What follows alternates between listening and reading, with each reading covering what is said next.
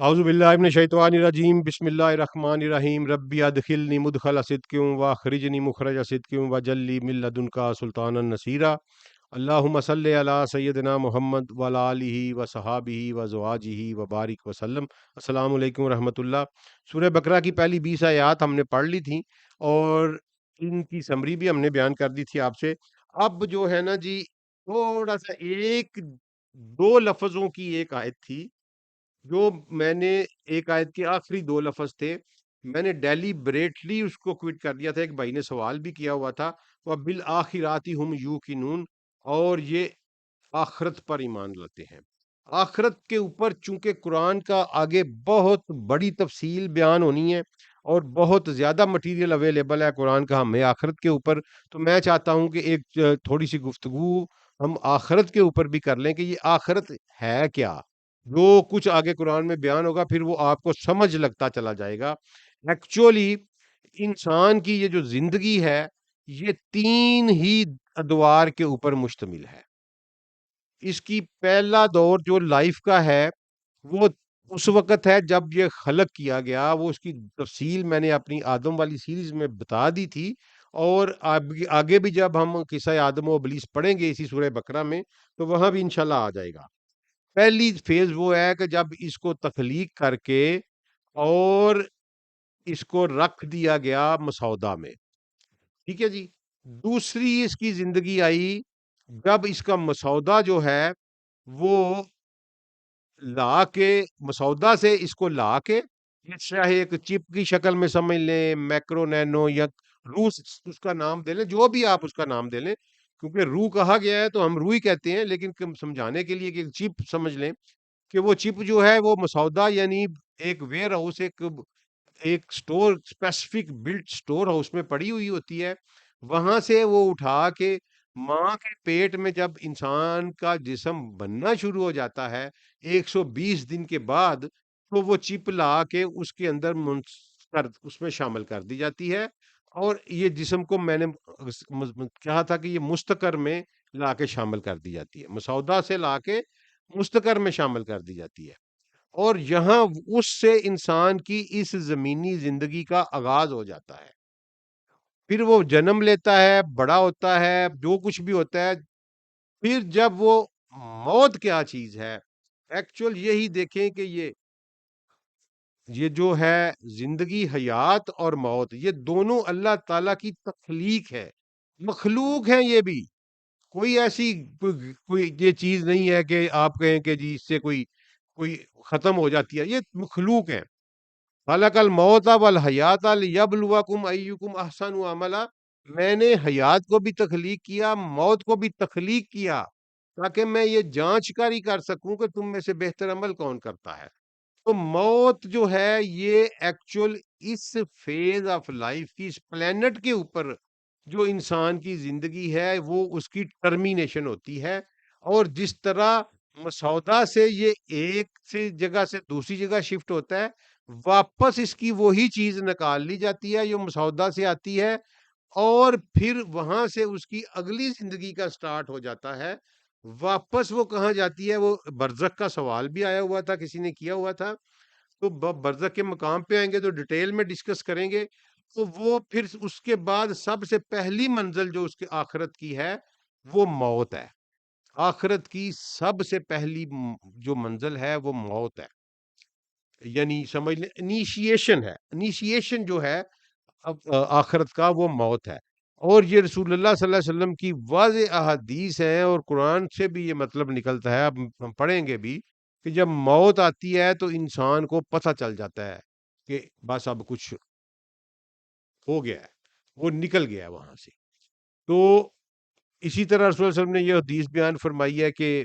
جب اس کی روح نکالنے کی آتی ہیں، بندہ نیک ہوتا ہے تو خوشگوار طریقے سے نکالی جاتی ہے، بندہ جو ہے وہ ظالم غلط قسم کا ہوتا ہے، اللہ کا باغی ہوتا ہے، تو اس کو تشدد کے ذریعے اس کی روح جو ہے وہ نکالی جاتی ہے۔ کیپ ان مائنڈ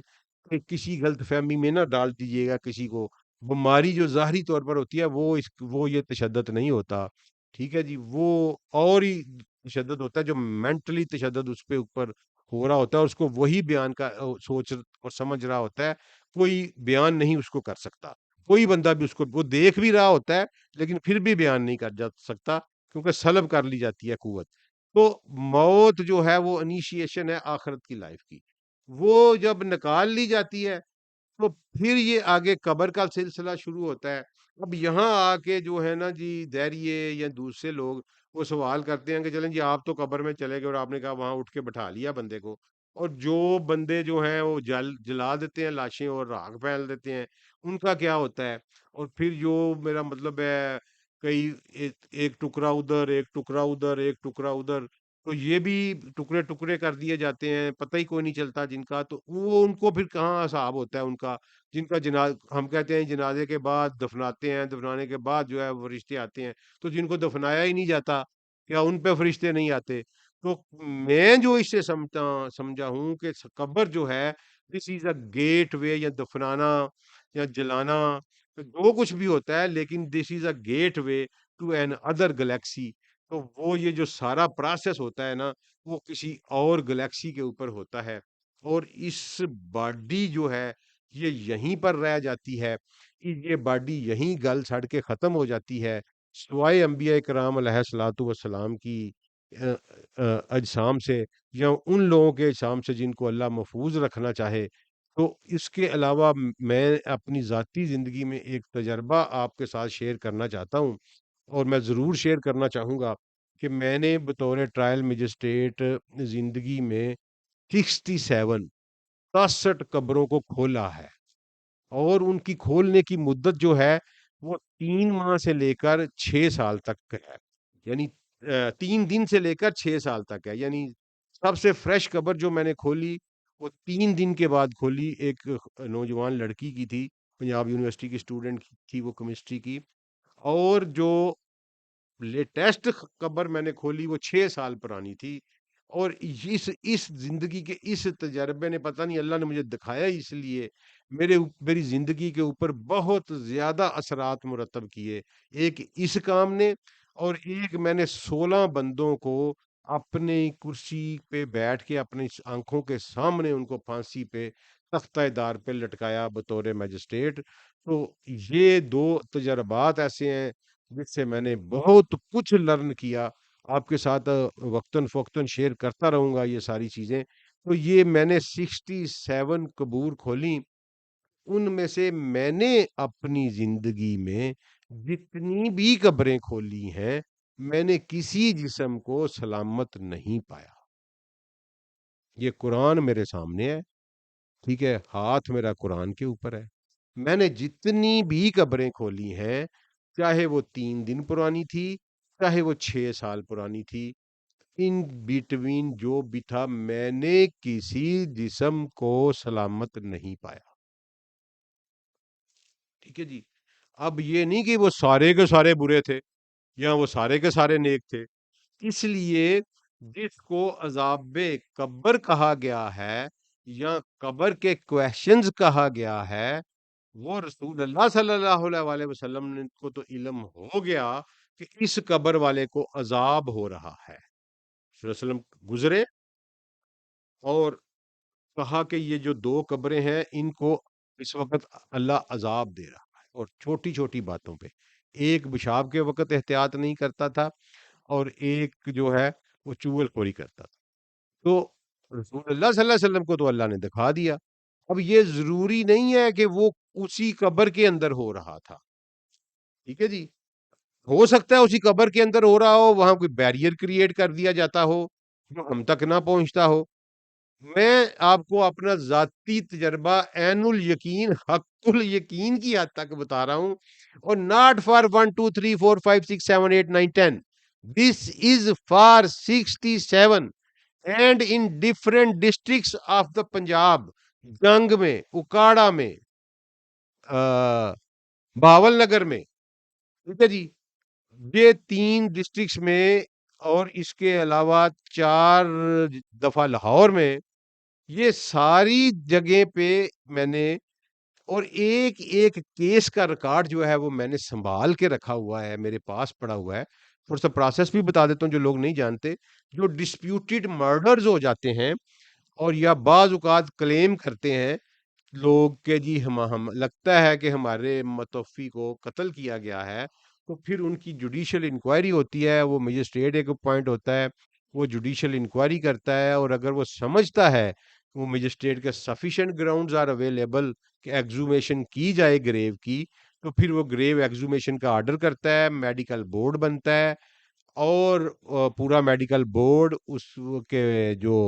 ورثاء ہوتے ہیں وہ، اور جن کو اکیوز اگر کیا ہوتا ہے ان کا کوئی نمائندہ یا اکیوز نہیں کیا ہوتا، تو پھر تو وہ سارے اور along with that میجسٹریٹ کی قیادت میں قبرستان جاتے ہیں، قبر کی نشاندہی کرتے ہیں، اس پہ گواہیاں لکھتے ہیں کہ یہ واقعی اس بندے کی قبر ہے، اور جنازے میں شامل ہونے والی لائک وائز ورکن اس طرح کی گواہیاں لیتے ہیں، پھر اس کے بعد ایگزومیٹ کرتے ہیں، ڈاکٹر اپنی رپورٹ بناتے ہیں، اور پھر بتاتے ہیں کہ this was a natural death اور ان نیچرل ڈیتھ۔ تو یہ ایک پروسیس ہوتا ہے، تو اس میں قبر کو کھولنا ہوتا ہے۔ تو میں نے اپنی زندگی میں 67 کھولی ہیں، 16 بندوں کو تختہ تار پہ لٹکایا ہے، تو اس کا تجربہ بعد میں کبھی آپ سے شیئر کروں گا، لیکن یہ کوئی آخرت کا ہے، تو یہ عذاب قبر کے اوپر ہمارا ایمان ہے، اور کویشچنز کے اوپر بھی ہمارا ایمان ہے۔ اب یہ وہاں ہوتی ہیں یا کسی اور جگہ پہ جا کے ہوتی ہیں، وہاں ہوتی ہیں تو ہم نہیں، مثلا اگر آپ دیکھیں کہ فوری بھی میرا خیال ہے اگر آپ کھول لیں تو آپ کو وہ یہ نہیں نظر آئے گا کہ اس کا امتحان ہو رہا ہے، یہ ہم سے انویزیبل رکھا جاتا ہے، لیکن سیدی رسول اللہ صلی اللہ علیہ وآلہ وسلم نے فرمایا کہ بالکل مردے تمہیں اٹھایا جائے گا، تمہیں اٹھایا جائے گا۔ تو سیدنا عمر نے پوچھا کہ یا رسول اللہ، اتنے گٹا ٹوپ اندھیرے میں اور اتنے خوفناک آوازیں اور فرشتے، تو میں تو اپنے اوسان ہی کھو بیٹھوں گا۔ تو رسول اللہ نے فرمایا نہیں، اٹھا کے تمہیں بٹھایا جائے گا اور تمہیں ہوش و حواس میں واپس لایا جائے گا۔ تو سیدنا عمر نے کہا پھر میں نبڑ لوں گا ان سے، تو پھر میں قائم دائم رہوں گا انشاءاللہ۔ تو یہ بات ہے کہ اب یہ اللہ تعالیٰ کا راز ہے، اس کے اوپر جو کچھ بھی لکھا گیا ہے، سوائے رسول اللہ صلی اللہ علیہ وآلہ وسلم نے جو کچھ ہمیں بتایا ہے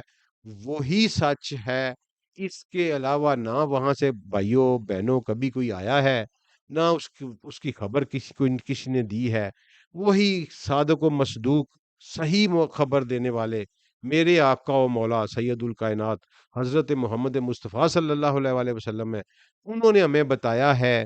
کہ تمہیں ہوش و حواس میں بحال کیا جائے گا، اور تم سے پوچھا جائے گا کہ من ربو کا، جو میں نے اس دن بیان کیا۔ یہ پہلا امتحان ہے، منزل شروع ہو گئی، یعنی سفر شروع ہو گیا موت سے، موت کے بعد وہ آپ کو لے گئے، آپ وہاں آپ کو نیا جسم عطا کیا گیا، اسی جسم کو بحال کیا گیا، واللہ عالم۔ میں نے جو دیکھا میں نے بیان کر دیا۔ اچھا، اس کے بعد جب یہ ہو گیا اور یہ کویشچننگ ہو گئی، تو جس نے پہلے سوال کا صحیح جواب دے دیا، اس سے اگلا سوال پوچھا جائے گا، ٹھیک ہے جی، کہ من نبیو کا، تیرے نبی کون تھے، یا وہ شخص کون تھا جس کو تم پر مبعوث کیا گیا؟ تو اگر وہ بندہ بھی، وہ اس کا ظاہر ہے جو اللہ، جس کا جواب اللہ نے دے دیا، تو جس کے دور میں بھی تھا تو وہ اپنے نبی کا بتائے گا وہ۔ تو اس کے بعد ایک سوال یہ بھی آتا ہے کہ یہاں وہاں کہا گیا کہ اس شخص کے بارے میں، اس رجل کے بارے میں تم کیا کہتے ہو؟ تو جہاں سے ہمارے علماء کرام نے یہ موقف اٹھایا کہ کئی کچھ کہتے ہیں کہ سیدی رسول اللہ خود تشریف فرما ہوں گے، کچھ کہتے ہیں کہ سیدی رسول اللہ صلی اللہ علیہ وسلم کی تصویر دکھائی جائے گی، واللہ عالم، رسول اللہ صلی اللہ علیہ وسلم نے نہیں بتایا ہے یہ بات۔ ٹھیک ہے جی، ہاں یہ ضرور کہا کہ پوچھا جائے گا تمہیں میرے بارے میں۔ تو ہم اپنے انشاءاللہ اس کے کرم اور فضل سے اپنے محبوب کے، اپنے رسول صلی اللہ علیہ وآلہ وسلم کے قدموں کے صدقے میں انشاءاللہ ہم اپنے رسول کو پہچان لیں گے وہاں پہ۔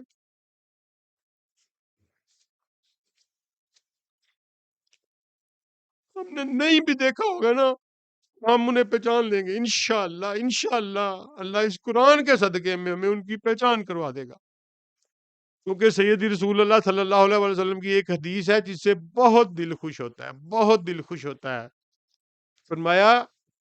میرا دل کرتا ہے میں اپنے بھائیوں سے ملوں،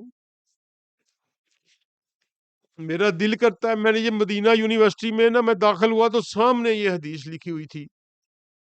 کہ میرا دل کرتا ہے کہ میں اپنے بھائیوں سے ملوں. تو صحابہ نے کہا کہ یا رسول اللہ ہم آپ کے بھائی نہیں ہیں. میں نہیں، تم میرے صحابی ہو، میرے بھائی وہ ہوں گے جو میرے اس دنیا سے گزر جانے کے بعد دنیا میں آئیں گے. وہ مجھ پر ایسے ہی ایمان لائیں گے جیسے تم ایمان لے کے آئے ہو. انہوں نے مجھے دیکھا نہیں ہوگا، میری آواز نہیں سنی ہوگی، لیکن وہ مجھ سے ایسے ہی محبت کریں گے جیسے تم محبت کرتے ہو. وہ میرے بھائی ہیں. اللہ تعالیٰ ان کا مقام تم سے بھی بلند رکھے گا. السلام علیکم ورحمۃ اللہ.